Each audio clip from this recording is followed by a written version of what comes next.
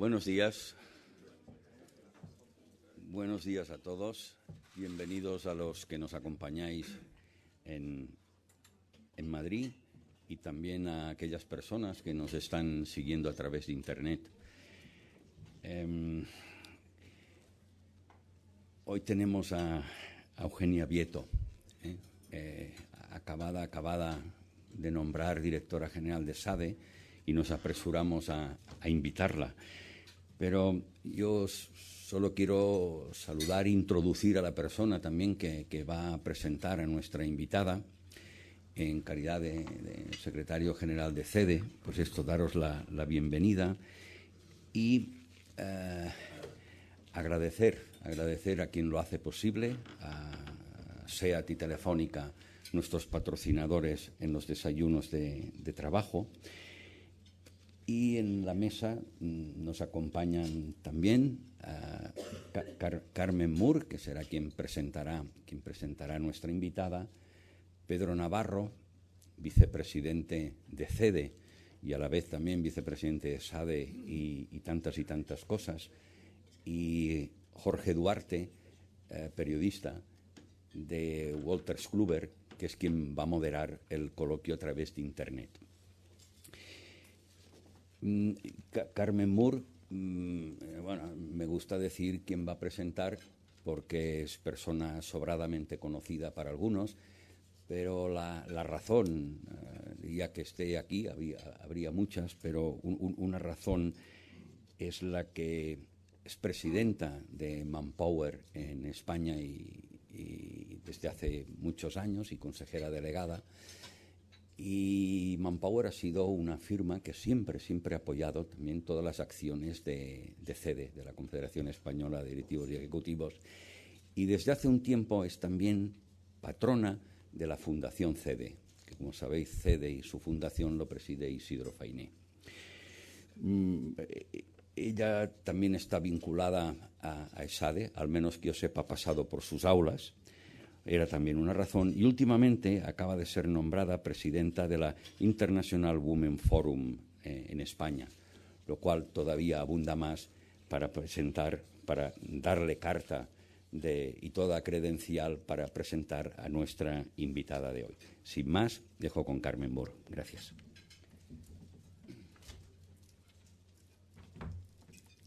Buenos días. Muchísimas gracias, José María. Bienvenidos a una nueva edición de los Desayunos CEDE, en esta ocasión acompañados por Eugenia Vieto y bajo el título Retos actuales para la formación de directivos, un encuentro que es posible gracias al patrocinio de Telefónica y SEAT. Es un honor que CEDE haya pensado en mí para presentar a Eugenia Vieto el día de hoy. Verán por su currículum que es una gran profesional, pero además tengo la satisfacción de conocerla hace años y les aseguro que es una excelente persona. Una amiga mía siempre solía decir que vamos en un tren del que solo deberíamos apearnos, donde encontremos a personas interesantes y, sobre todo, buenas. Doy fe de que Eugenia reúne ambas cualidades, interesante por su bagaje profesional y personalidad, y así como excepcional en su vertiente más humana. Como todos ustedes ya saben, Eugenia Vieto es la actual directora general de SADE, responsabilidad que combina con la de directora general corporativa y la de profesora en el Departamento de Política de Empresa de dicha institución. Regularmente también participa como profesora del Corporate Entrepreneurship y de Gestión de la Innovación en programas internacionales de Executive Education. Doctora en Management Science por la Universidad Ramon Llull y máster en Dirección de Empresas por ESADE. Es también licenciada en Administración y Dirección de Empresas por la Universidad Politécnica de Cataluña y en Ciencias Empresariales por ESADE. Anteriormente, antes de ejercer distintas responsabilidades en la prestigiosa Escuela de Negocios, ha desarrollado su carrera profesional en el CIDEM, organismo perteneciente al Departamento de Industria, Comercio y Turismo de la Generalitat de Cataluña, como subdirectora de Reequilibrio Territorial, y en el Centro Europeo de Empresas e Innovación de Alcoy como directora de Desarrollo y Formación. Eugenia Vieto es sin duda una profesional emprendedora y con espíritu innovador. En esta faceta suya colabora con diversas compañías en el desarrollo de la cultura emprendedora y en la implantación de programas de innovación. También ha asesorado a diversas administraciones públicas en la elaboración e implementación de programas de desarrollo económico basados en fomento del espíritu emprendedor. Con todo este bagaje personal y profesional, y por lo que conozco a Eugenia, estoy segura que el desayuno de hoy va a ser realmente interesante, y os dejo ahora con Eugenia Vieto. Gracias.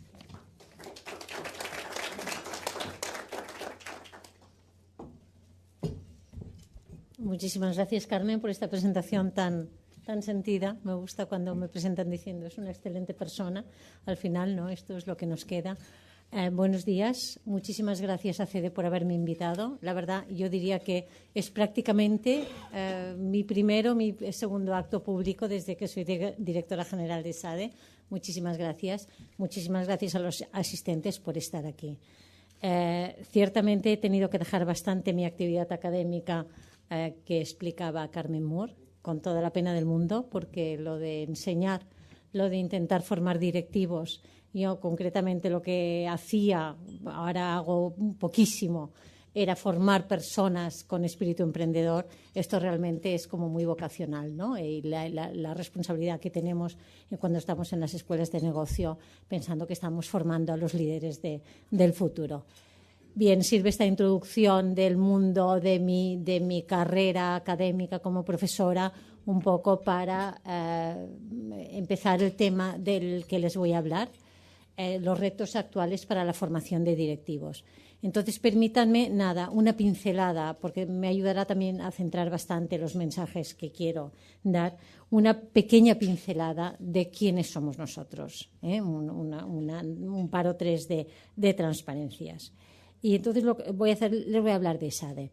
SADE fue fundada hace 52 años, en el año 1958. Nace por la iniciativa de un grupo de empresarios catalanes que le piden a la Compañía de Jesús de crear una carrera de ciencias empresariales. Yo fui de la promoción número 10. Una carrera de ciencias empresariales que era diferente de la de ciencias económicas. Y un poco me sirve de introducción del tema de hoy, ¿no? Es decir, en aquel momento la gente que quería trabajar en empresas estudiaban ingeniería industrial o estudiaban económicas. No existía la carrera de empresa, de ciencias empresariales. Se funda hace 52 años en Barcelona, una institución que se dedica en el ámbito del derecho y de la administración de empresas a tres grandes ámbitos de actividad: la formación, formar personas, organizar programas académicos, la investigación, crear y difundir conocimiento, y el debate social, porque en aquel momento se considera también, y esto está mucho en las raíces de cómo percibe la Compañía de Jesús que han de ser las entidades de educación superior, han de ser plataformas de debate social, de estar abiertas al mundo, de entender muy bien lo que pasa en el mundo y de que esto sirva un poco para debatir determinados problemas que preocupan en los diferentes momentos en los que vive la escuela. Hoy tenemos un campus en Barcelona, un campus en Sant Cugat, recién inaugurado desde hace 2 años. Sant Cugat es una población con muchísimo desarrollo empresarial, es una de las poblaciones que más crecen yo no solo diría en Cataluña, sino en toda España. Es de las que tienen una media de población más joven y una tasa de crecimiento y una natalidad más alta en toda España. Hay muchos profesionales que viven ahí. Allí hemos inaugurado un campus muy grande hace 2 años. Por tanto, en Barcelona tenemos 2 campus, el de Barcelona y el de Sant Cugat. Tenemos un campus aquí en Madrid, en el cual desarrollamos una serie de actividades de Executive Education y conferencias, etcétera. Un campus en Buenos Aires, un Global Center en Sao Paulo y un Global Center en Múnich. Además, todos estos puntitos que ven en el mapa mundial son lo que llamamos chapters, es decir, son agrupaciones de antiguos alumnos que se organizan y que tienen su pequeña o gran estructura, depende del sitio, y entonces hacen todas las actividades de network y organizan conferencias, etcétera. Son todos estos puntitos que vemos repartidos por el mundo. Aquí está el vicepresidente de SADE Alumni. ¿Cuántos chapters tenemos? 30 y muchos, ¿no? De acuerdo. Bien, la última referencia respecto a ESADE es un poco para enmarcar todo esto de la formación empresarial. Cuando hablamos de ello, ¿qué queremos decir? ESADE tiene, por un lado, lo que es la Business School, o sea, lo que se dedica a la administración de empresas, que fue el motivo por el que nació. Y entonces aquí ya vemos algo de que cuando hablamos de formación empresarial hablamos de niveles. Vemos arriba son los programas universitarios, es decir, las antiguas licenciaturas, lo que hoy en día son los grados, los BBAs, y los másters Bolonia, que es la manera coloquial, como todos entendemos, los másters estos nuevos, ¿no? Los del espacio europeo superior, de educación superior.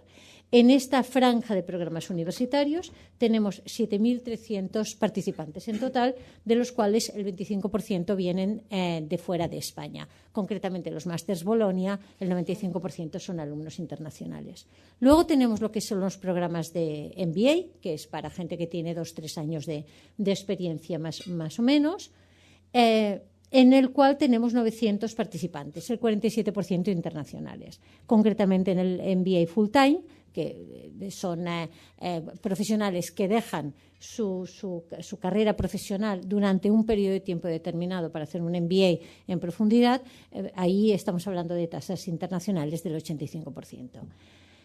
Y finalmente Executive Education, que ya es para formación de directivos, que es el tema que hoy vamos a hablar.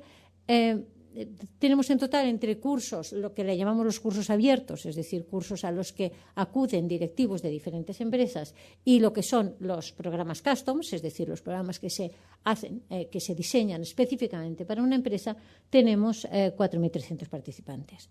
Tenemos también una facultad de Derecho, más pequeña, ciertamente, también es cierto que es más joven, es mucho más joven, tiene 17 años más o menos. Es más joven, tampoco tenemos pretensión de que sea mucho más grande, nos enfocamos mucho en la calidad. Tenemos también los programas universitarios, el grado en Derecho con 552 participantes, el máster con 291 participantes. Y por último, un Executive Language Center. ¿Y por qué un Executive Language Center? Porque cuando nació ESADE se pensó, era un momento de mucha industrialización en Cataluña y en el país, pero en aquel momento la escuela estaba centrada en Barcelona. Era el momento de la gran industrialización de Cataluña, era el momento en que la economía se estaba empezando a abrir a Europa, y se vio desde el principio, los fundadores de ESADE decidieron que los directivos de las empresas tenían que tener idiomas. Y entonces se creó lo que se llama el Executive Language Center. Y organizan cursos de diferentes idiomas, básicamente inglés, francés, evidentemente, árabe, chino, alemán, con 3.500 participantes. Bien, aquí acaba la presentación de lo que es ESADE. Y primero pensé ponerla al final, pero dije no, voy a ponerla al principio porque me sirve luego para relacionar una serie de cuestiones. De hecho, voy ahora... Más o menos yo voy a hablar durante una media hora, más o menos, a partir de ahora, para que después ustedes me puedan hacer las preguntas que consideren oportunas, ¿no? Y que yo sepa contestar. Se me había olvidado hablar de la red de antiguos alumnos. En total tenemos aquellos chapters de los que hablaba, tenemos más de 42 antiguos alumnos. Evidentemente llevamos aquí 52 años formando directivos, por tanto hemos formado 42.000 alumnos. Imagínense la responsabilidad de una escuela de negocios. ¿Qué piensa? En 50 años ha formado 42.000 directivos, que además va creciendo de una manera exponencial, porque al principio era mucho más pequeña, lo cual quiere decir que hay 42.000 personas que han pasado por nuestras aulas y que están ocupando cargos de responsabilidad. Imagínense si nosotros no nos preguntamos todos los días cómo tenemos que enfocar la formación de directivos. La responsabilidad grande que tenemos. Aquí hay otras escuelas de negocios, estaba hablando con mis compañeros de ICADE, también con una larguísima tradición y con una red de antiguos alumnos muy grande, estaba hablando con compañeros de IES, es decir, las escuelas de negocios ciertamente somos un motor, no somos un motor, evidentemente no creamos empresas, pero sí que tenemos una responsabilidad muy grande. Yo creo que de eso hemos de ser conscientes, ¿no? Bien, el sector de las escuelas de negocio es un sector relativamente joven y además está muy fragmentado. Hay muchísimas, hay 12.000 escuelas de negocio en todo el mundo, 12.000. Evidentemente, de estas 12.000, digamos que nosotros siempre nos colocamos en el clúster de las 1.200, 1.300 escuelas de negocio, que son las que salen en los rankings, las que se acreditan, las que garantizan una calidad. Y, por tanto, porque luego hay escuelas mucho más pequeñas, que quizás no dan títulos oficiales, pero en total hay 12.000. Quiere decir que es algo importante y es algo que las economías consideran fundamental para su desarrollo. Es un sector muy fragmentado. Todas las escuelas de negocio en general son pequeñas. No hay una grandísima escuela de negocio. Por ejemplo, ESADE está en unos niveles de facturación de 78-80 millones de euros. Pero es que la más grande no factura más allá de 200 millones de dólares o de euros. Son pequeñas, es decir, no hay una escuela de negocios que facture 5.000 millones de euros y que se dedica a fusionarse y a comprar otras escuelas de negocios. Esta es una característica bastante curiosa del sector. Y es un sector joven que nace con esta intención. Aquí les he puesto una cita de Khurana, que es un profesor de Harvard. Es un profesor de Harvard que ha escrito un libro bien interesante donde él mismo, y siendo profesor de Harvard, esto tiene mucho mérito, porque quiero decir, es una corriente que se está planteando hoy en día en las escuelas de negocio, donde él mismo se pregunta qué tenemos que plantearnos de cara al futuro cuando formamos directivos. ¿Por qué nacieron las escuelas de negocio? ¿Han de seguir haciendo lo mismo que han estado haciendo hasta ahora? Pero es que Drucker en el año 46 también planteaba las escuelas de negocio nacieron para profesionalizar la función del manager y nacieron, evidentemente, en Estados Unidos. La primera fue Wharton, en 1881. Esto es algo más de 130 años, ¿no? Más o menos. Más o menos. Por tanto, es un sector joven. ¿Y por qué? Porque hasta entonces, Harvard es del 1908, o sea, tiene 102 años. Nosotros estamos celebrando el 52 aniversario, Harvard ha celebrado el 102 aniversario. Es decir, son empresas jóvenes, son instituciones jóvenes. ¿Y qué es lo que pasaba antes? Las empresas las dirigían normalmente, las corporaciones americanas, porque nació en Estados Unidos, las dirigían los ingenieros. Las dirigían los ingenieros en un momento en que las empresas eran empresas de producción. O sea, que lo importante era saber organizar la fábrica, saber fabricar productos. Lo de la venta eran mercados de demanda. La demanda era muchísimo superior a la oferta y, por tanto, tú colocabas, 500 coches en el mercado y la gente es que estaba en lista de espera. Y se esperaban 5 años o 2 años o 1 año, dependía del modelo a que le sirvieran su coche. Conforme, por un lado, la industria empieza a terciarizarse, con lo cual aparecen ya empresas de servicios, con lo cual ya no está tan claro que los ingenieros sepan dirigir aquel tipo de empresas.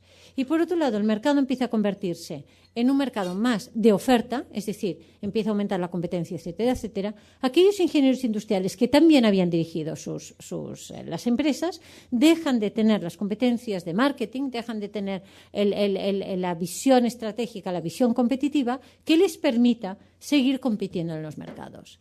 Esto por un lado. Por otro lado,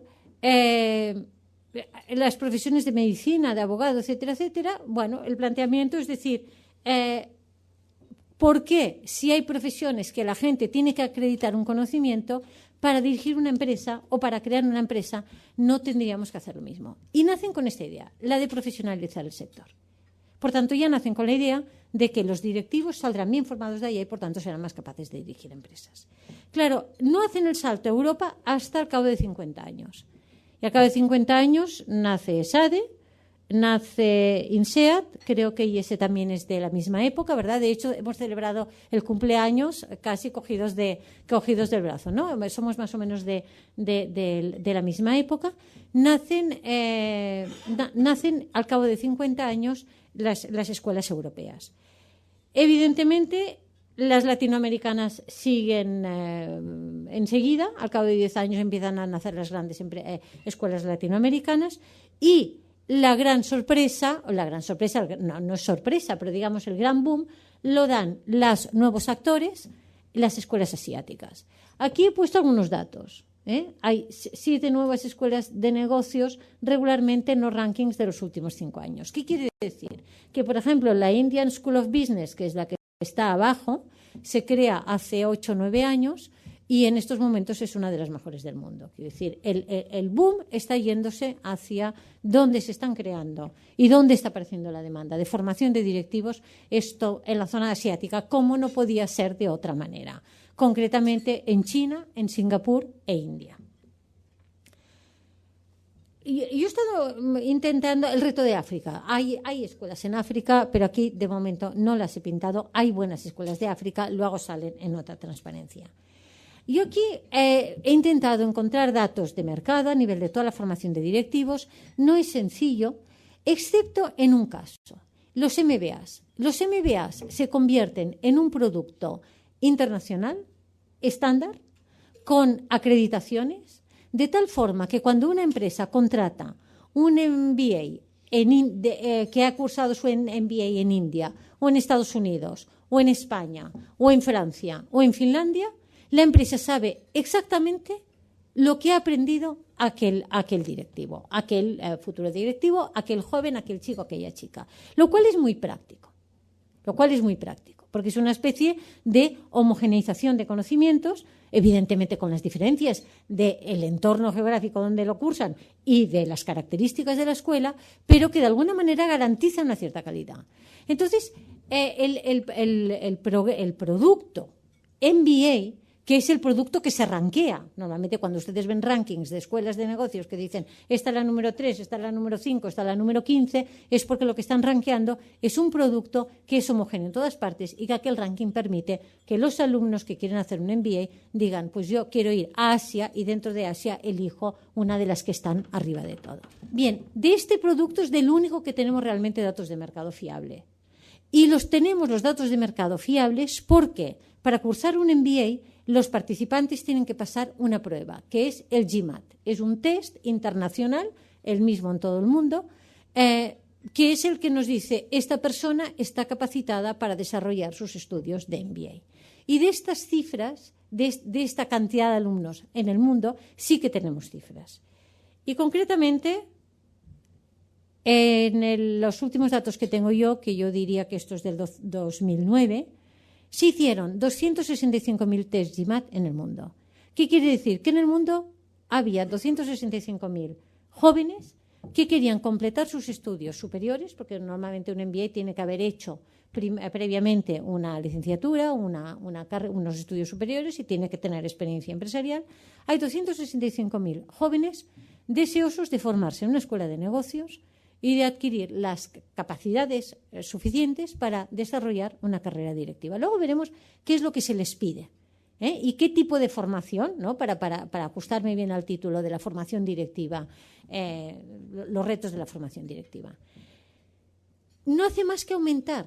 Es decir, es un mercado que, a pesar de que muchas veces en las escuelas de negocios vamos pensando, es un mercado que empieza a ser maduro, pero la realidad es que está aumentando a una tasa anual del 7,5%. Desde el 2005 al 2009, la tasa media de incremento de los test GMAT es del 7,5%. ¿Cómo se distribuyen? Bueno, y además, si empezamos a hacer números, pues ya vemos cuál es la lucha competitiva entre las escuelas de negocio por captar a estos alumnos. Son 265.000 alumnos, pero hay muchas escuelas de negocio. Y, por tanto, en estos momentos, las escuelas de negocio intentan demostrar que están formando a esta gente, porque, claro, cuando uno forma a un estudiante en un MBA, evidentemente es importante si al estudiante le gusta o no, pero lo importante es si a las empresas, si a ustedes que los contratan, están saliendo de estas escuelas de negocios realmente la gente que ustedes necesitan para desarrollar sus cargos de responsabilidad. Por tanto, las escuelas de negocio luchamos entre nosotros en una sana competencia por atraer a los mejores de estos 265.000 candidatos para el MBA.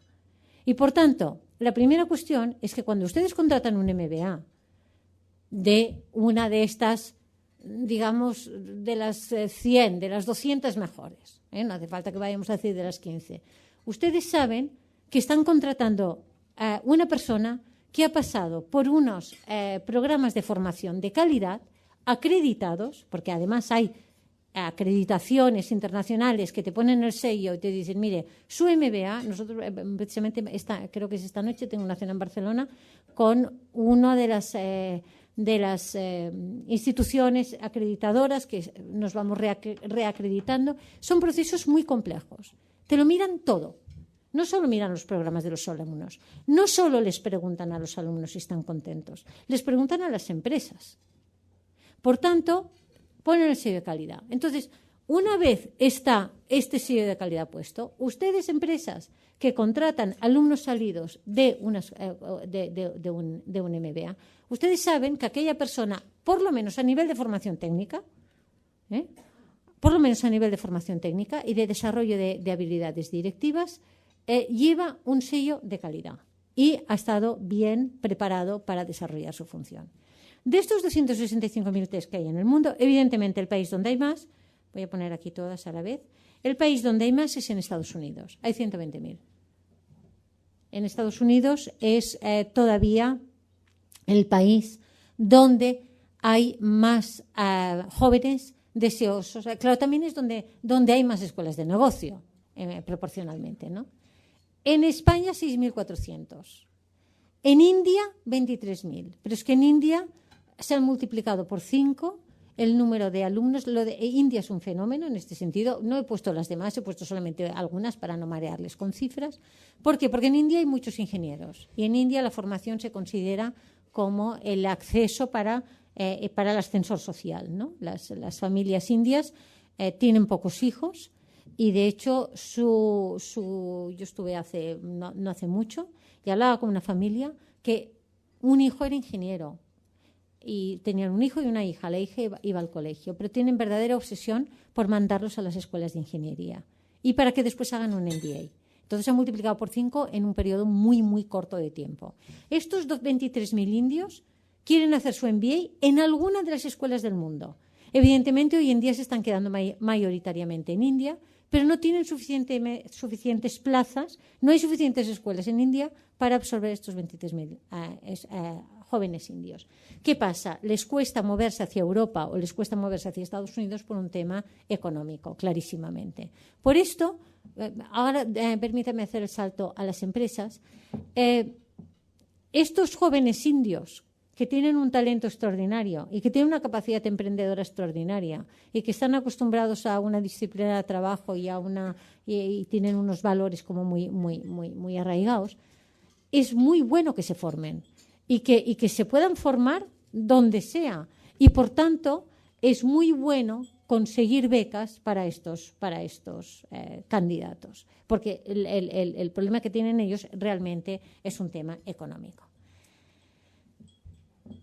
Finalmente, para cerrar un poco toda esta perspectiva del sector, el tema de los rankings. Antes les he adelantado un poco el tema de los rankings. Los rankings, cuando ustedes buscan una escuela donde formar a sus directivos, decía yo, el ranking es un elemento que te permite comparar. Los rankings es un elemento clarísimamente que más o menos le dice a través de los medios de comunicación, le dice al público en general, mira, esta escuela en estos momentos es la 3, la 5, etcétera. Hay muchos rankings, se publican muchísimos rankings. Si ustedes siguen un poco la prensa y si son antiguos alumnos de escuelas de negocios, irán recibiendo noticias de sus diferentes escuelas diciendo estamos en el número 3 o estamos en el número 5 y van cambiando mucho las posiciones. Normalmente nosotros siempre intentamos decir, a ver, cuáles son las que están en los top 20 mundiales. Vendría a ser la frontera, digamos, el rango es en el que miramos cuáles son los principales competidores en formación directiva. Un elemento importante es cómo el 15 o el 20% de los programas que hoy en día aparecen arriba en los rankings están en Brasil, en China, en India, en Singapur, en Sudáfrica, en países emergentes. Realmente la formación directiva, donde se está desarrollando, sobre todo, es en estos países. Bien. Voy ahora a relacionarles algo de formación y competitividad para ir entrando un poco en el caso español. Me van a permitir que coja un poco de agua.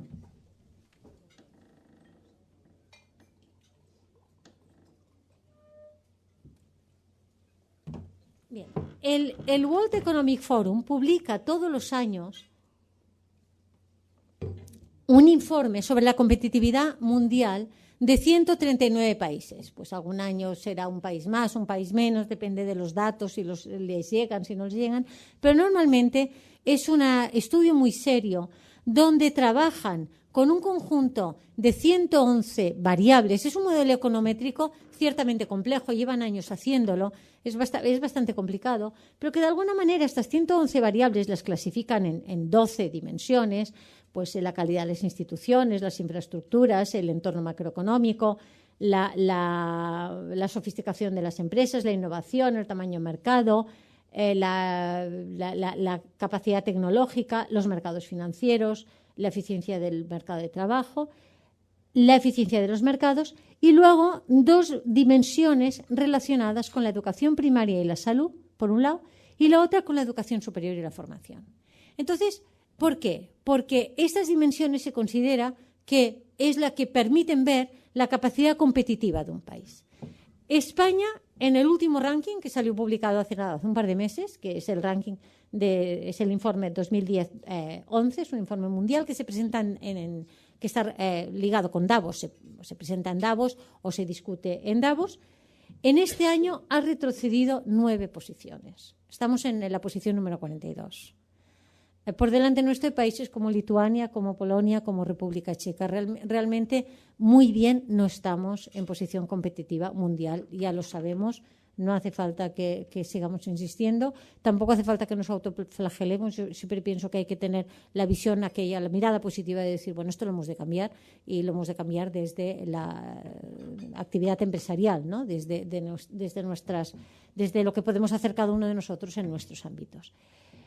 Fíjense, la media de los países desarrollados es la curva negra, evidentemente aquí no están los países africanos, no está Sri Lanka, no están los países centroamericanos, pero es la media de los países desarrollados y la azul es la de España. En el único indicador donde estamos por encima es en el tamaño de mercado, porque evidentemente nuestro tamaño es mayor que Suiza o que Finlandia. Entonces el tamaño de mercado es un elemento competitivo, claro. Yo siempre digo, yo que he formado muchos emprendedores y que he dado clases de emprendedores y que dicen, hombre, es que en Estados Unidos es más fácil crear una empresa. Digo, es verdad, por un montón de motivos. Uno de ellos es el tamaño de mercado.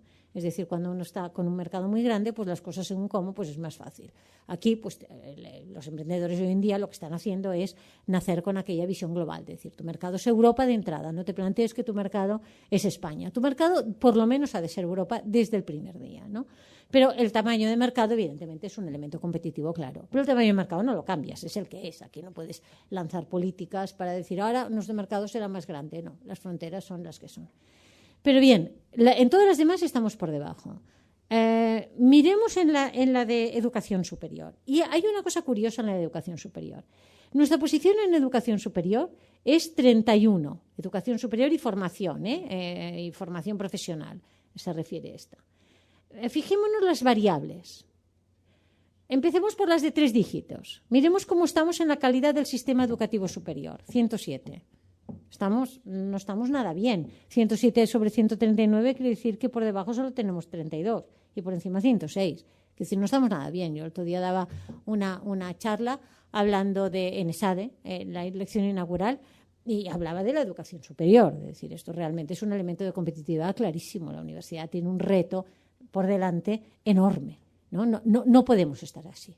No, evidentemente que tiene muchos retos la educación superior y uno de ellos es la financiación y otro de ellos es la gobernanza.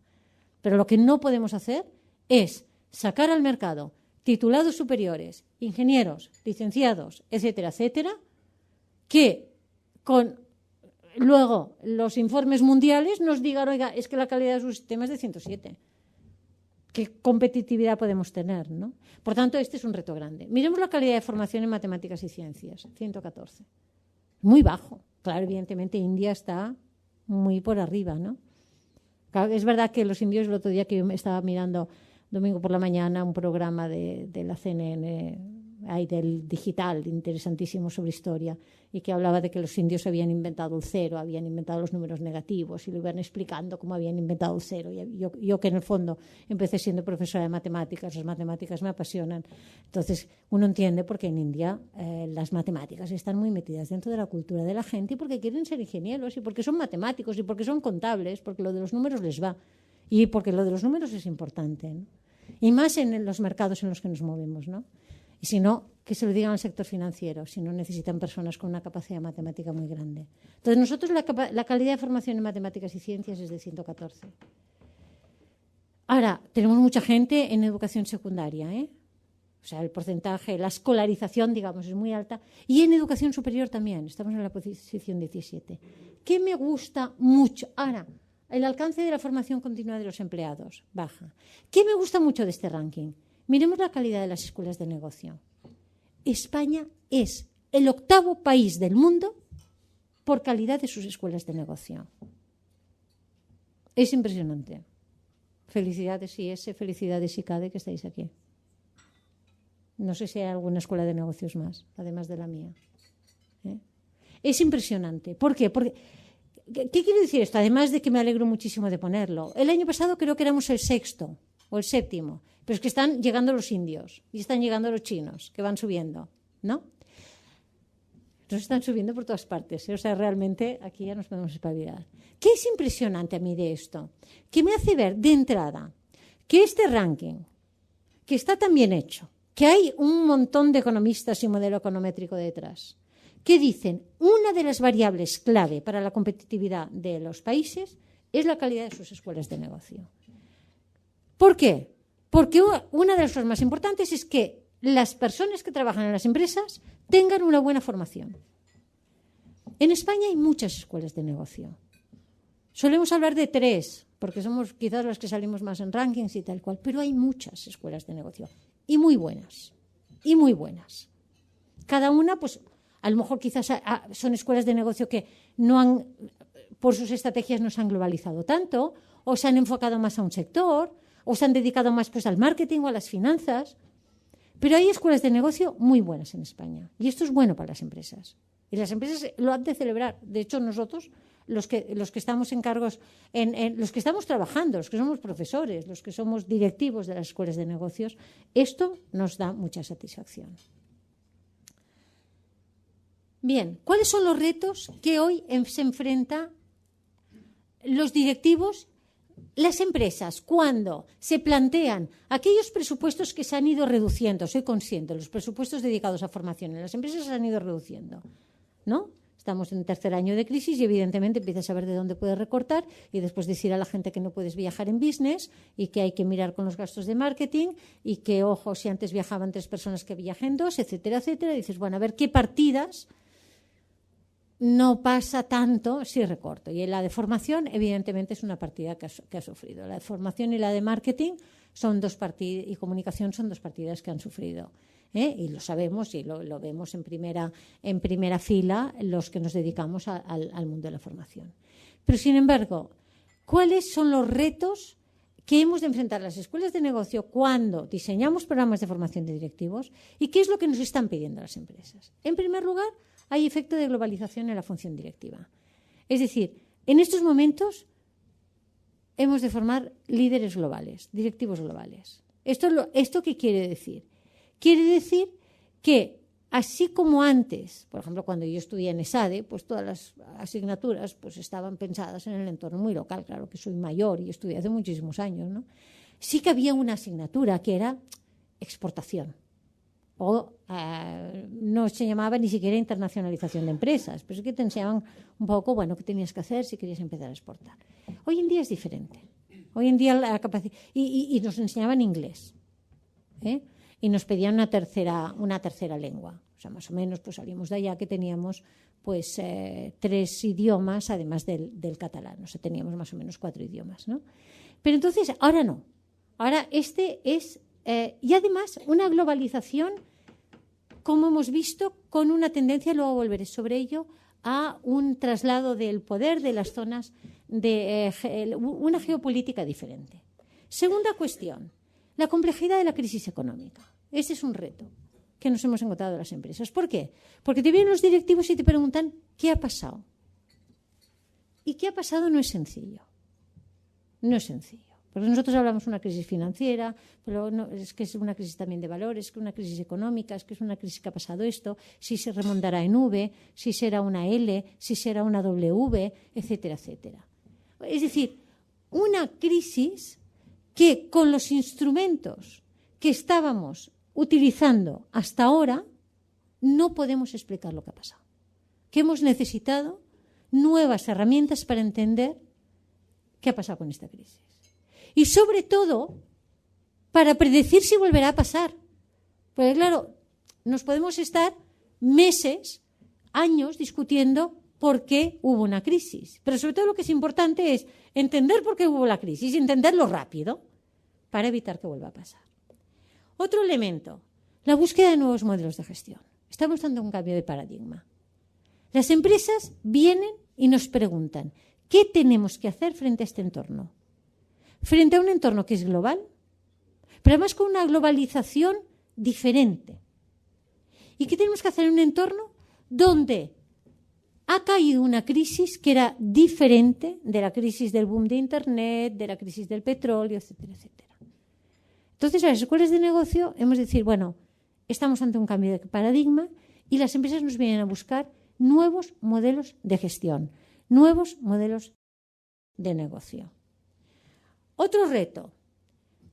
Esta es una demanda que está saliendo en todas partes. Congreso al que vamos, reunión internacional a la que asistimos, a la Asociación Internacional de Escuelas de Negocios. Hace poco estuve en Manila, en la de las escuelas de negocios jesuitas, que hay 99 escuelas de negocios fundadas por los jesuitas. La reunión internacional de escuelas de negocios asiáticas, sean las que sean, el tema, la responsabilidad social, está en todas partes. Es decir, el reto en la formación de directivos es, ¿podemos obviar el tema de la responsabilidad social en la formación de directivos? ¿Es una moda? ¿Es perder el tiempo? Claro, en esa empezamos hace como 25 años con el tema de la ética empresarial. Bueno, al principio era un poco aquello de decir, bueno, esto es la María, la asignatura María. La ponemos porque hay que ponerla. Porque nos lo piden los jesuitas. Tampoco es verdad, porque los jesuitas en eso tampoco son tan interventores en los programas, ¿no? Pero bueno, la sensación de que es una escuela formada con tradición humanista y cristiana y por tanto vamos a meter la ética empresarial. Hoy en día es diferente. ¿Qué tenemos que hacer? Cuando una empresa viene que quiere formar a sus directivos y nos dicen, oye, esto de la responsabilidad social, ahora tenemos que hacer una memoria de responsabilidad social. Esto podríais enseñarnos cómo hacerlo. Otra tendencia. Los tiempos se han hecho más cortos. Antes las empresas mandabais a los directivos a formarse y decíais, bueno, pues que se estén ahí un tiempo, una semana, un mes, un año, que reciban una formación y hoy en día lo que buscan es una rentabilidad, no diría yo muy inmediata, de las acciones de formación. La rentabilidad las empresas la han buscado siempre. Nunca una empresa invierte un solo euro porque sí. Es decir, normalmente el concepto aquel de decir voy a formar a mi gente porque esto es una inversión a largo plazo. Esto lo hemos dicho todos, ¿no? Estamos invirtiendo a largo plazo. Pero es que hoy en día las empresas te piden que les demuestres que aquello ha sido rentable, no en términos económicos, sino en términos generales, es para la compañía. Es decir, yo me da igual, este programa me costará 30, 40, 15 o 5.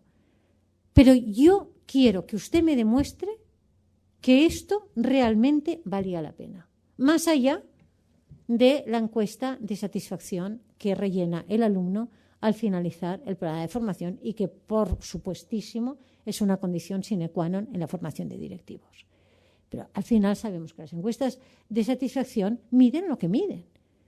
Y a lo mejor pues resulta que se han encontrado un buen grupo, que se lo han pasado bien y tal y cual, y ponen una nota alta, pero aquello, la repercusión para la empresa no está tan clara. Estos son los grandes retos. Entonces, ¿cómo ha de ser la formación directiva? Hay que introducir elementos de geopolítica y economía en los programas de formación. ¿Por qué? Porque el mundo es abierto, el mundo es muy global. Los directivos que van a formarse a las escuelas de negocio o a donde sea, los directivos que se forman, o a través de Internet o como sea, el tema de la geopolítica no puede obviarse. ¿Por qué? Porque el mundo geopolíticamente es complejo. Es decir, se están trasladando, están apareciendo los países emergentes, están cambiando los mecanismos, los centros de poder. Ya no existe el poder unilateral de Estados Unidos. Ya Estados Unidos no dicta las normas económicas al 100%. Europa es un conjunto de países que está buscando su redefinición. ¿Qué está pasando con las economías asiáticas? ¿Qué está pasando con Brasil? ¿Qué pasa con Colombia, Perú, nuevas economías que están emergiendo con fuerza en Sudamérica? ¿Qué pasa en África? ¿Qué va a pasar en África? Entonces, un directivo, yo diría que evidentemente cuanto más arriba está en su función de responsabilidad, más, pero incluso en funciones más bajas, entender la geopolítica. Es decir, cuando yo estudiaba, evidentemente, una carrera, hacías economía, hacías estas cosas, ¿no? Pero en los másters, en las formaciones de directivos, no había asignaturas de economía. Es más, si intentabas poner una asignatura de economía, los alumnos te protestaban. Decían, oiga, yo aquí no he venido a estudiar esto. Yo aquí he venido a que me enseñen marketing y finanzas. Hoy en día, las asignaturas que más valoran en los programas de directivos son estas, las de geopolítica, las de entorno socioeconómico, las que les permite al directivo que más allá de su función, de su despacho, de su ordenador, está en un mundo abierto y en un mundo conectado, decir, por favor, ayúdeme a entender el mundo. Porque lo puedo entender leyendo el periódico, viendo la televisión y tal, pero yo necesito unas herramientas más académicas para entender el mundo. Segunda cuestión, pensamiento estratégico. La formación directiva ha de, sobre todo, más allá de las herramientas, hacer que el directivo, además de que se le explique cómo es el mundo, que tenga capacidad de entender cómo aquel mundo influye en sus decisiones, cuáles son las amenazas, cuáles son las oportunidades que están ahí fuera y que le van a condicionar sus decisiones, ¿no? Pensamiento estratégico, el entender que hay una estrategia, que la compañía va hacia un sitio determinado, que hay que alinearse en aquella estrategia. Competencias funcionales y competencias emocionales, ahí me entenderé un rato después para hablar de las competencias emocionales. La formación ha de incluir tanto herramientas, tanto instrumentos, marketing, finanzas, operaciones, sistemas de información, etcétera, etcétera, como todo el desarrollo de lo que se llaman las competencias emocionales, que luego insistiré un poco más. Módulos de ética, ya lo he dicho, y responsabilidad social en los programas de formación en valores. Esta es otra de las características. Yo aquí no he puesto todas, he entresacado las que desde mi perspectiva, yo llevo en ESADE, vinculada a ESADE y trabajando en ESADE años y años y ocupando como profesora, como directora de programas, como directora de un instituto de investigación y en la subdirección general llevaba 5 años y yo estoy en la dirección general, con lo cual me permite tener una cierta plataforma para ver un poco las cosas que han cambiado. Yo aquí simplemente pongo las cosas que han cambiado en la formación de los directivos, no lo de antes. Lo de antes se supone que también lo hemos de seguir haciendo. Hemos de seguir enseñando marketing a la gente, evidentemente, y finanzas. Cuidado, y has de encontrar este balance. Pero, ¿qué es nuevo? El tema de los valores, el tema de la RSE. Lo estamos metiendo de una manera transversal en todos los programas. Algo que antes se veía, pues como decía antes, como una María, ¿no?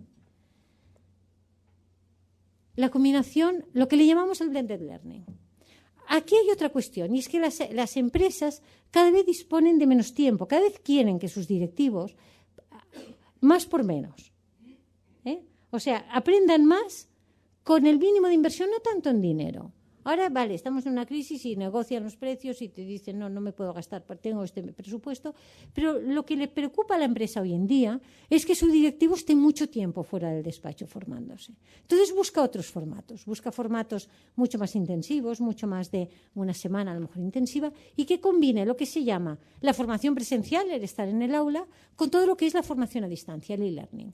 Ahí estamos invirtiendo las escuelas de negocios grandes cantidades de dinero, porque además todo lo que es inversión en tecnología, ustedes ya saben por experiencia que es un consumidor de dinero, porque además nunca sabes cuál es la última tecnología y estás decidiendo una plataforma de e-learning y estás pensando te has equivocado y ya llevas gastado 1 millón de euros y quizás tenías que haber cogido aquella otra. Supongo que a ustedes a niveles de decisiones tecnológicas les pasa lo mismo. Entonces estamos todas invirtiendo mucho dinero en hacer una combinación del e-learning con la formación presencial.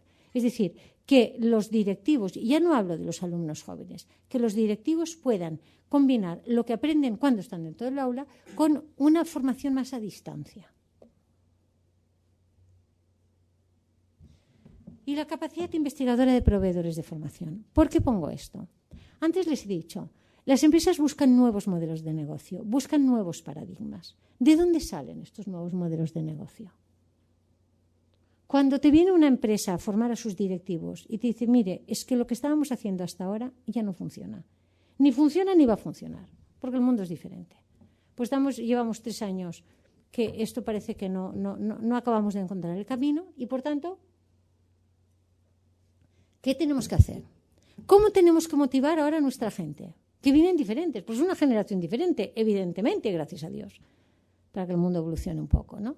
Los jóvenes de 25 años que llegan a trabajar a las empresas tienen otros esquemas de valores, tienen otras maneras de trabajar, tienen otros planteamientos vitales. Se mueven por otras cosas. ¿Cómo les hemos de liderar?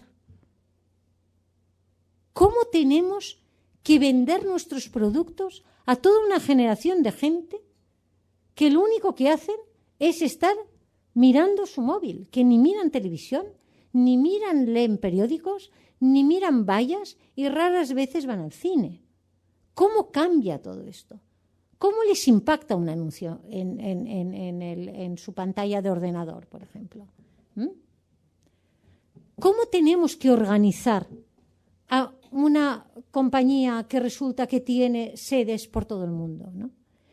¿Cómo sabemos? Claro, estas son las preguntas que hace una empresa cuando forma a sus directivos. Dice, oiga, no les cuente lo que funcionaba hace 4 años. Cuénteles lo que funcionará en los próximos 10 años.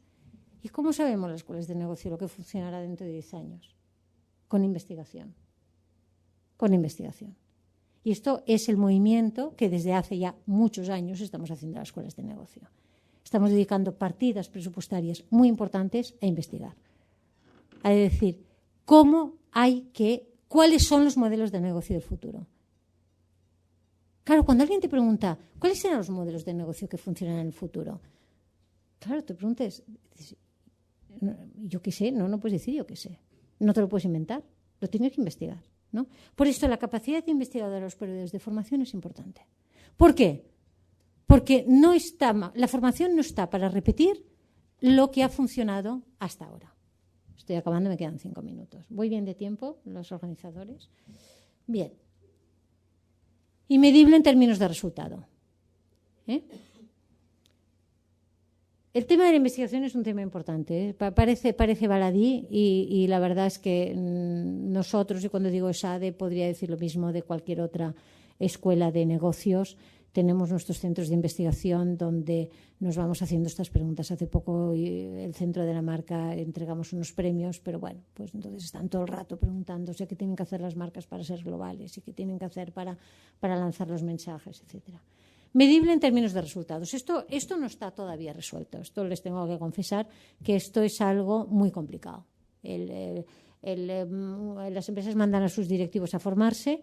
Evidentemente, la escuela de negocios responsable y las que estamos, yo digo, en estas 1.200 de arriba, somos responsables, somos éticos, transparentes, las cosas las hacemos bien, firmamos. Además en estos momentos, a las escuelas de negocio, y esto mírenlo ustedes, ¿no? Como clientes, nos están pidiendo que firmemos lo que se llama los PRIME, los principios que la ONU lanzó hace un par o 3 de años para el management, para la educación en management responsable, ¿no?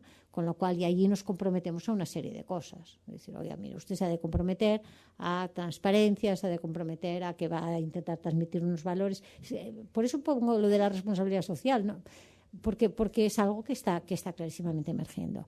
Entonces, claro, las encuestas que pasamos lo hacemos bien, somos transparentes, no hacemos trampas. No la rellenamos nosotros. Cuando nos viene la empresa, por ejemplo, en una empresa que nos ha mandado, están los programas abiertos, pero vamos a hablar un poco de los programas estos cerrados, para una empresa que te contrata un programa para sus directivos. Evidentemente, el director de Recursos Humanos, cuando acaba aquel programa, te pide las encuestas. Y las encuestas son correctas, Pero bueno, aquello es lo que decía antes, mide lo que mide. Yo recuerdo en un momento dado, yo estaba dando un programa de formación a un grupo de una gran empresa, lo estaba dando aquí en Madrid, y de repente la gente entraba y salía del aula. Yo les hablaba del tema de cultura emprendedora, ¿no? El cómo ser emprendedor dentro de la empresa. Y la gente entraba y salía del aula, estaban todo el rato con el móvil. Y yo decía, esto es un desastre, porque claro, una sesión de 8 horas, esto es un desastre. Y salía uno y no volvía a estar cada 2 horas, y le veías preocupado. Entonces yo en el descanso pregunté, ¿qué pasa? Dices que hoy está reunido el equipo directivo porque está habiendo una reestructuración de plantilla y estamos pendientes de ver quién salta. Claro, evidentemente que hay gente luego te rellena, y estas cosas pasan, y ni es culpa de la empresa, ni es culpa de la escuela de negocios, pasan. Es un programa que empezaste a lo mejor hace un año y te ha tocado la sesión peor. Ni les cuento cómo llega uno a casa. Formar es de las profesiones más apasionantes que hay. Cuando conectas con un grupo y te sale bien, sales de ahí pensando que eres el rey del mambo. Por ahí veo a algún profesor, estarás de acuerdo conmigo, sales pensando, eres extraordinario, esto te ha ido genial, has sacado unas encuestas estupendas, qué bien lo haces. Al cabo de 15 días das un curso, no conectas con la gente, te salen mal, las encuestas te salen mal y llegas destrozado diciendo, no sirvo para nada, más vale que me dedique a otra cosa, ¿no? Por tanto, la encuesta es una medida de calidad, evidentemente, pero está muy mediatizada por elementos externos. Y además no mide el impacto de la formación en el puesto de trabajo. No lo mide suficientemente. Y este es un reto que no está resuelto todavía. Yo estuve hace 2 o 3 años en un encuentro de todas la IACSB, que es la Asociación de Escuelas de Negocio Mundiales, y una de las conferencias era sobre este tema. Y planteaban, hay un modelo complicadísimo de cómo medir el impacto en si realmente aquella persona que se ha formado, realmente aquello lo ha aplicado y ha servido para que mejore su función. Pero bien, se está avanzando. No está todavía resuelto, se está avanzando. Pero sí que es cierto que es algo a tener en cuenta y algo que las empresas han de pedir. Y han de colaborar para ayudar a medirlo.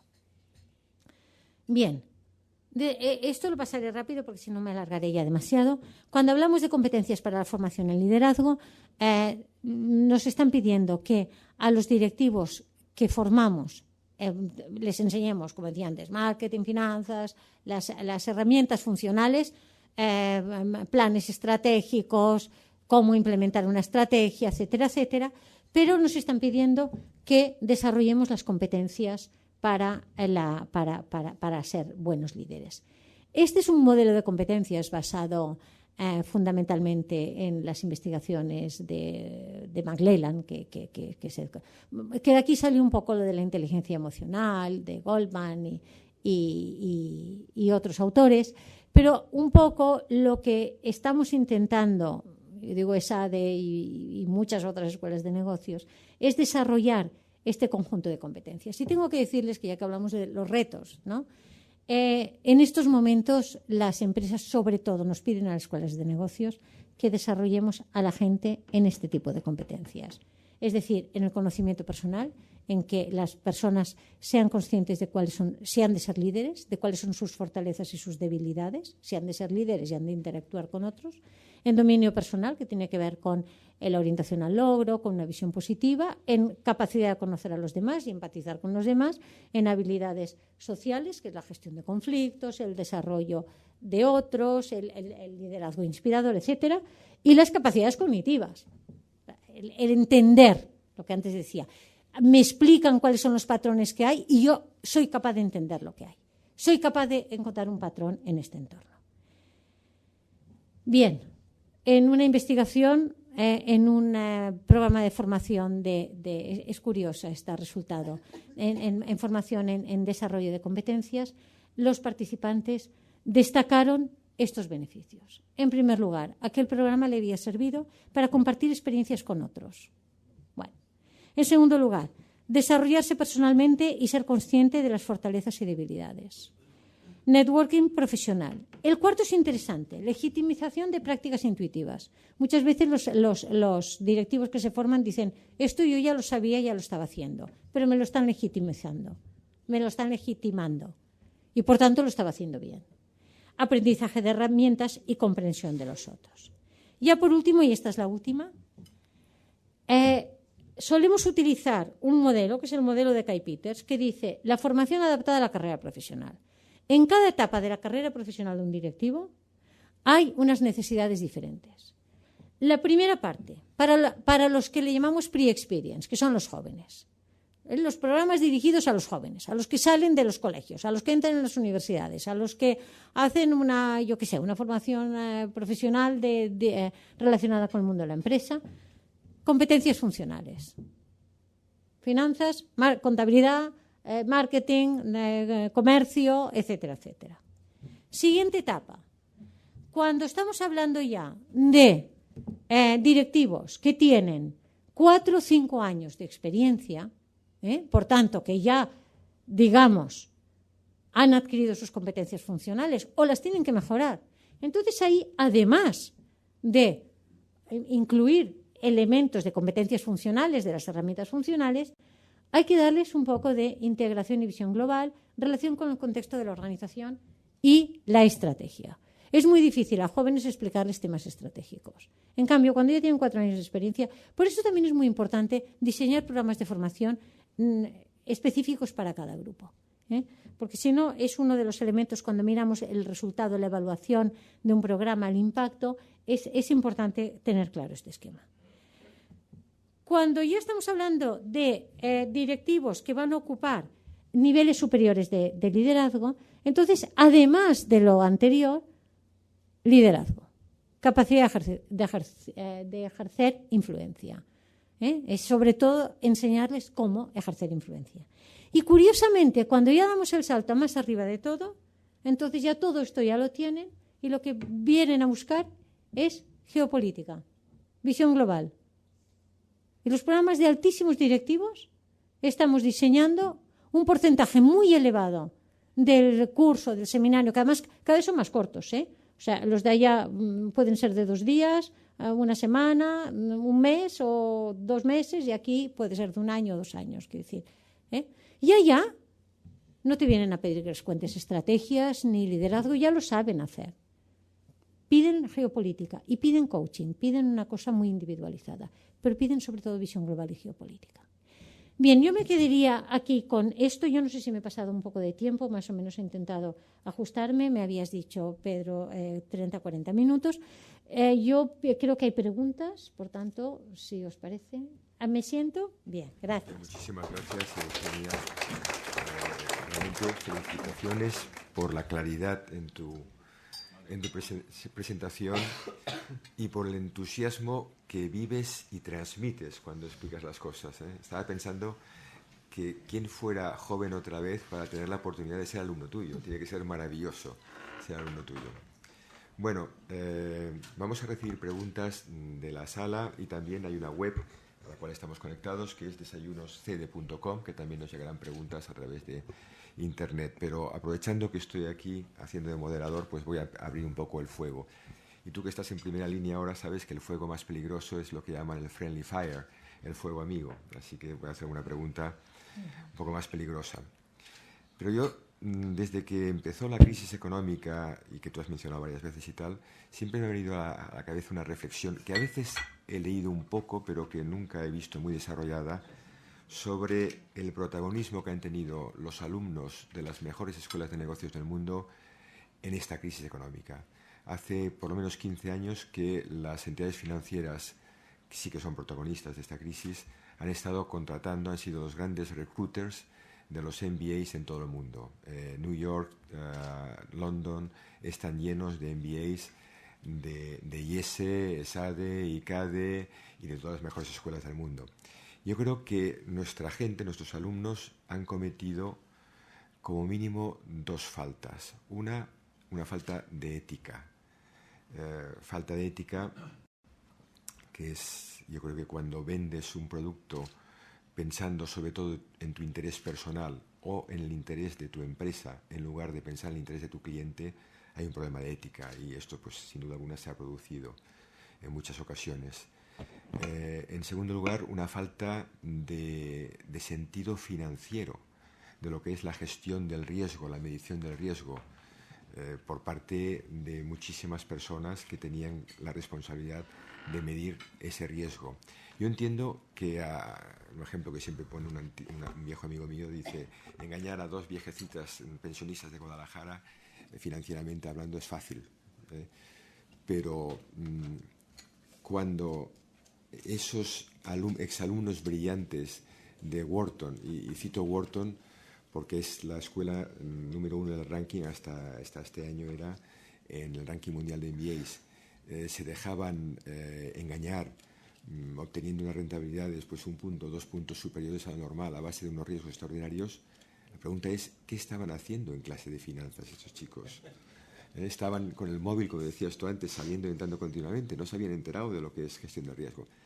Entonces, ¿qué ha pasado aquí? ¿No les enseñasteis lo que debían saber? ¿Se les olvidó? ¿Qué ha pasado? Realmente, ya lo has dicho antes, el fuego amigo. Bueno, ¿qué ha pasado? Esta es la pregunta que nos hacemos todos. La verdad, a ver, en primer lugar, en la crisis yo creo que todos hemos de asumir la parte de responsabilidad que nos toca. Todos hemos sido cómplices y víctimas, semicómplices, como decía una escritora, Carmen Martín Gaite, decía, todos somos semicómplices y semivíctimas de lo que nos pasa.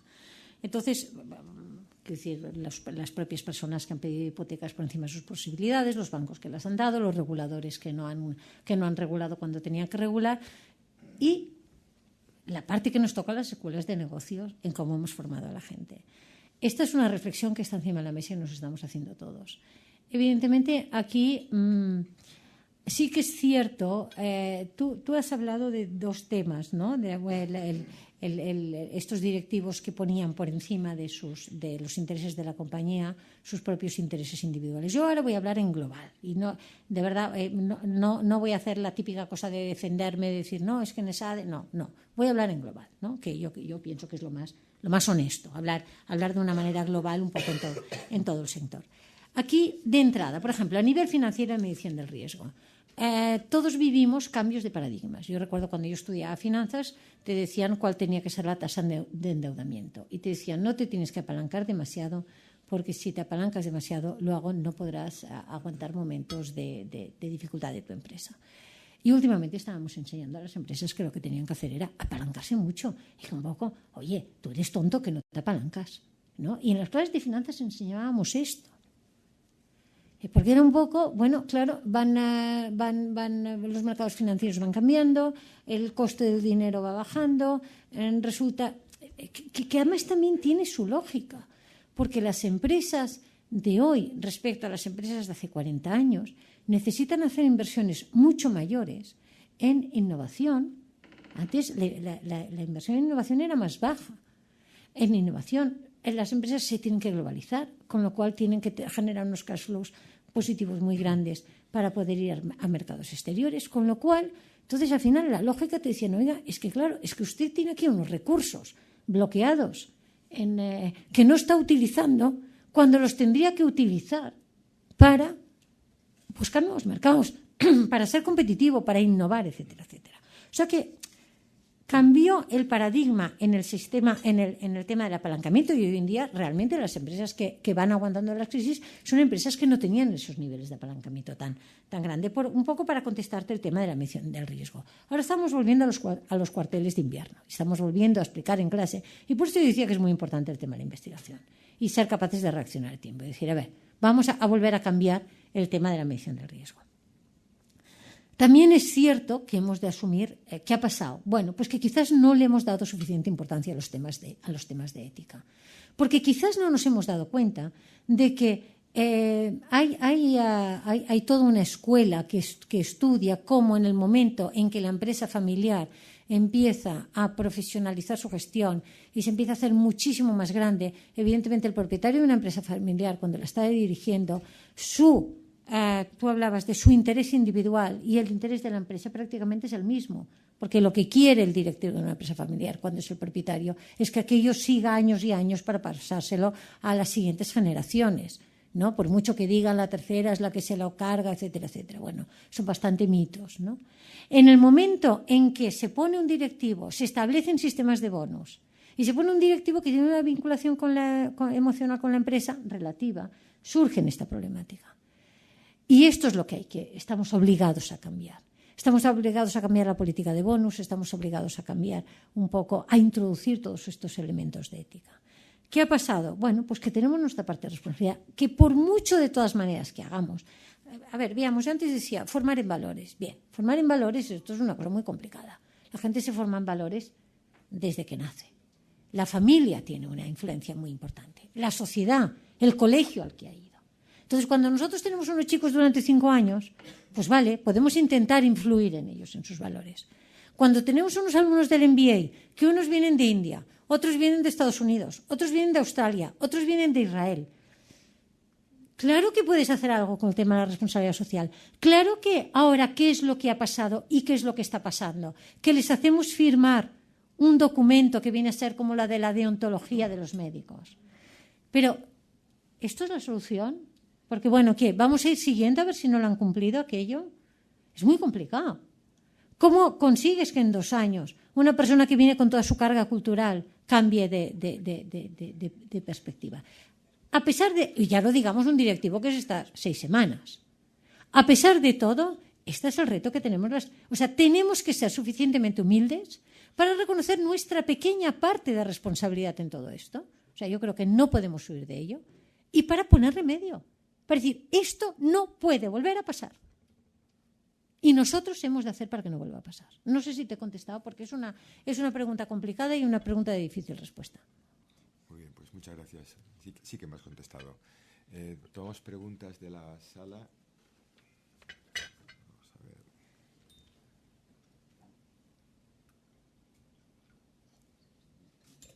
ver. Se refiere al número de mujeres que cursan másters está bajando y esto está probablemente relacionado con la escasa participación y presencia de las mujeres en órganos de decisión.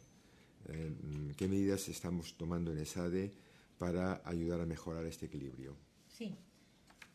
A ver, es una pregunta, me gusta que me la hagan, y tiene una amplitud de respuestas. En primer lugar, yo cuando estudié, yo era la única mujer de mi promoción. Y yo sufrí lo del síndrome del copito de nieve, que decía en aquel momento. Era la única. Mi promoción se la conocía, la promoción de Eugenia. Cuando le preguntaban a alguien, ¿tú hiciste ESADE? Dice, sí. ¿Pero cuándo? Uy, no, hace muchos años. ¿Antes de la promoción de Eugenia o después?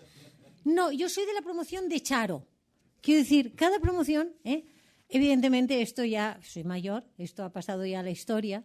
Entonces, hoy en día digo síndrome del copito de nieve porque me enseñaban. Cuando venían los papás con una niña a que estudiaran ESADE, los papás decían, es que aquí solamente vemos chicos. Entonces, el que hacía las admisiones decía, no, tenemos mujeres. Y me venían a buscar al aula para enseñarme. Me sacaban, decían, mire, ve.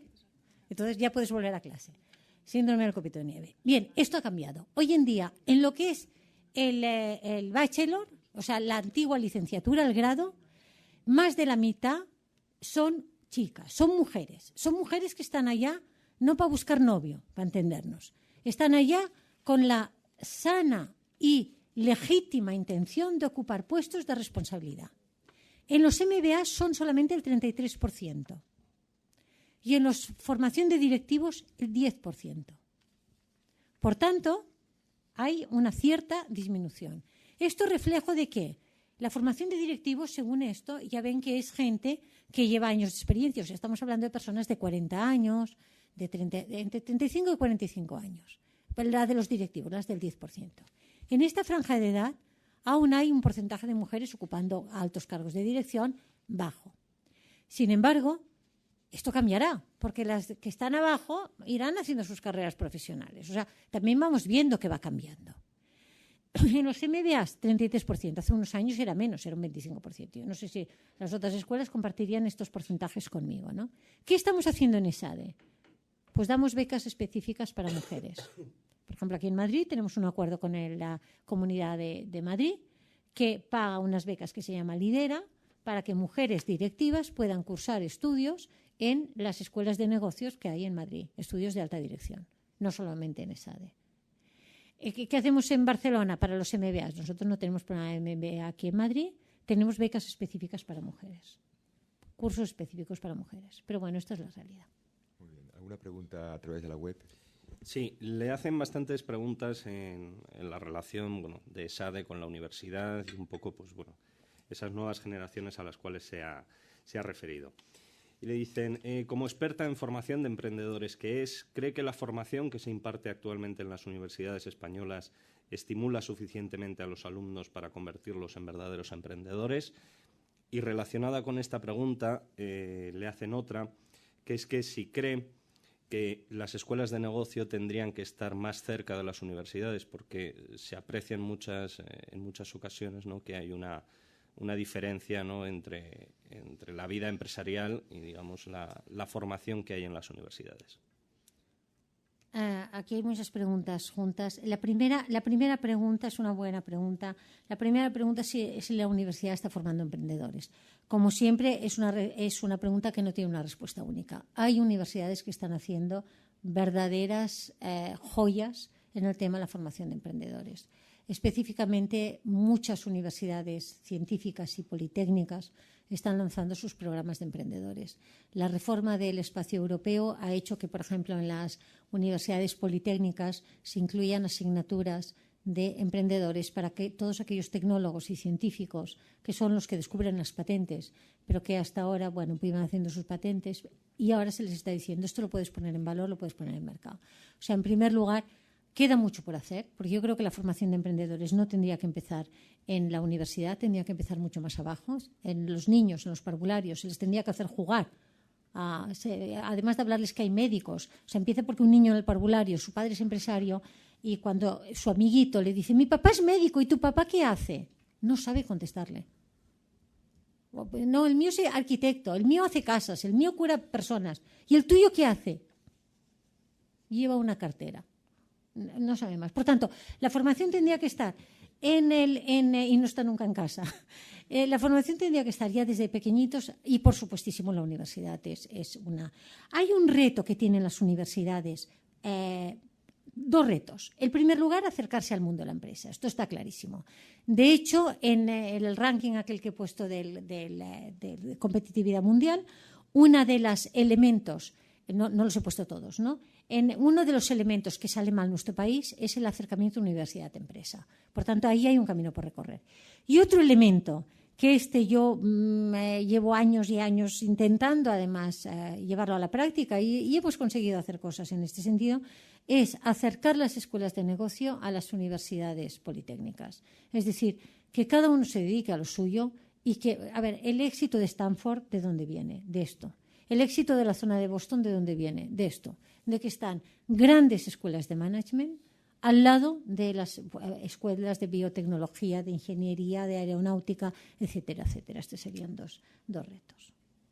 Muy bien, pues vamos a ir acabando. Tengo dos preguntas de aquí de la sala y después alguna pregunta más de la web. Las voy a hacer a la vez para así acortar el tiempo. Una pregunta sobre la incoherencia que representa, según lo que has presentado tú, en los rankings estos de España, en la formación en matemáticas y ciencia, por ejemplo, el número 114, el bajo lugar que ocupábamos también en el tema de formación en general, respecto a la muy buena posición de las escuelas de negocio en España, el número 8 mundial. Es decir, ¿qué han hecho las escuelas de negocios en un entorno, aparentemente poco propicio para conseguir este éxito? Esa es una pregunta. Y la segunda pregunta es, nos piden si puedes hablar un poco más de esta especie de juramento hipocrático que has mencionado, que se hace firmar o de alguna forma adherirse a los alumnos. ¿Qué contenidos tiene? ¿Qué parámetros se evalúan? ¿Qué compromisos reales hay? Etcétera. La pregunta, ¿por qué? Hay una primera diferencia. Las escuelas de negocio somos privadas. Somos instituciones privadas que, por tanto, tenemos que velar por la sostenibilidad económica de nuestro modelo.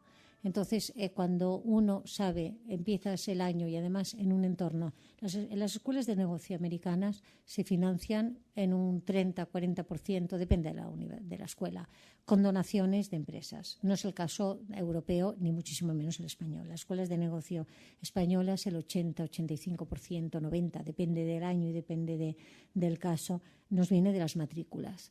Quiere decir que cuando empezamos el año, empezamos a cero.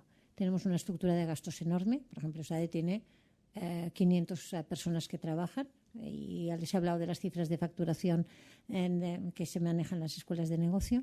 Por tanto, nacemos con unas estructuras muy caras. Cada principio de ejercicio, el peaje es muy alto. Estamos en diferentes sitios, imagínense en gastos de amortización, de viajes, etcétera, etcétera. Y, sin embargo, nuestros ingresos empiezan a cero cada año, como cualquiera de las empresas en las que están ustedes. Con lo cual, que ustedes saben que tienen que pagar una nómina y que tienen que pagar tienen el coste de las amortizaciones porque tienen que renovar equipos, hacer inversiones y tal y cual. Dicen, bueno, pero yo empiezo el año fiscal el 1 de enero, las escuelas de negocio las empezamos el 1 de septiembre, cero ingresos de momento. Bueno, los pedidos que puedo tener del año pasado, pero poco más, ¿no? Esto te hace ser muy competitivo y esto te hace intentar hacer las cosas muy bien.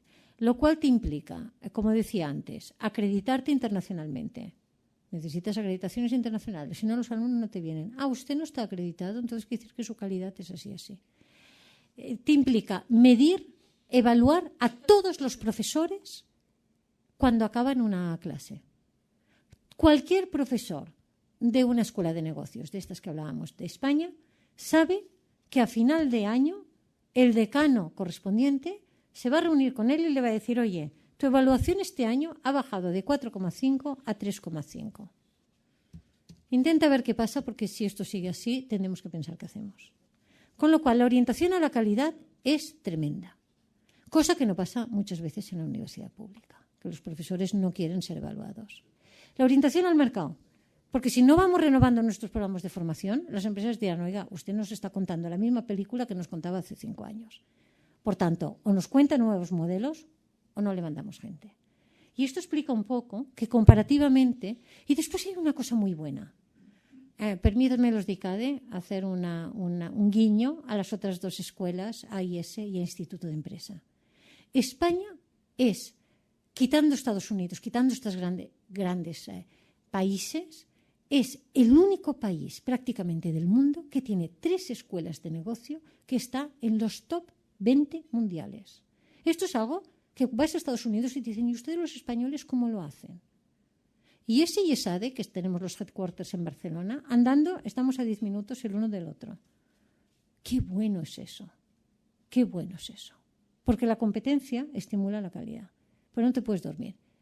Si estuviera solamente ESADE, o solamente IES, o solamente Instituto de Empresa, bueno, pues la tentación es decir, ya tienes un mercado natural. Pero no, estamos 3.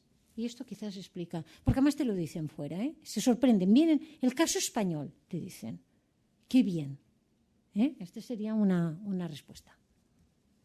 Muy bien, pues me parece que hay una pregunta en la web y con esto cerramos las preguntas. Una pregunta que sé que vamos muy mal de tiempo, a ver si la podemos concretar. Ha hablado del perfil que demandan un poco las empresas del directivo, pero nos preguntan también, darle la vuelta a la pregunta, ¿no?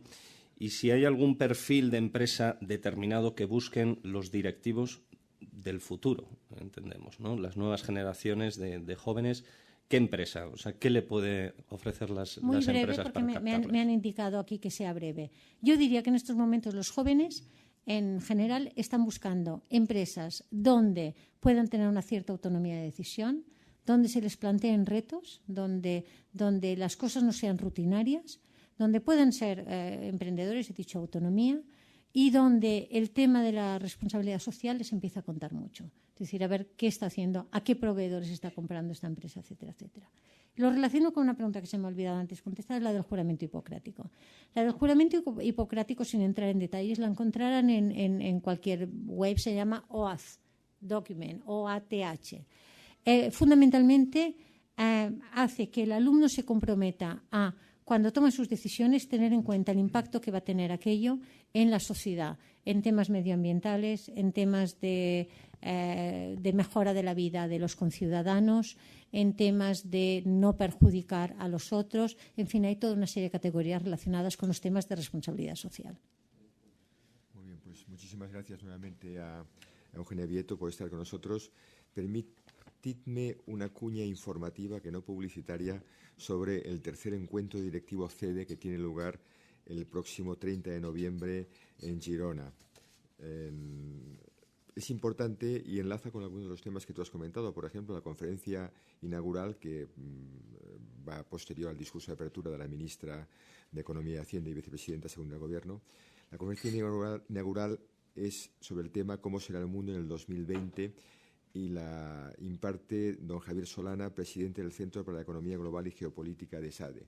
Es un encuentro enormemente interesante y que, repito, es una cuña informativa, pero yo invito a todos los que están escuchando en estos momentos directa o a través de la web a que se apunten y están encima de la mesa pues el programa de esto. Nuevamente, pues, gracias, Carmen, por estar con nosotros para presentar a Eugenia. Muchísimas gracias a todos los que estáis viéndonos directa o a través de la web. Eugenia, muchas gracias. Y hasta pronto. Gracias a vosotros.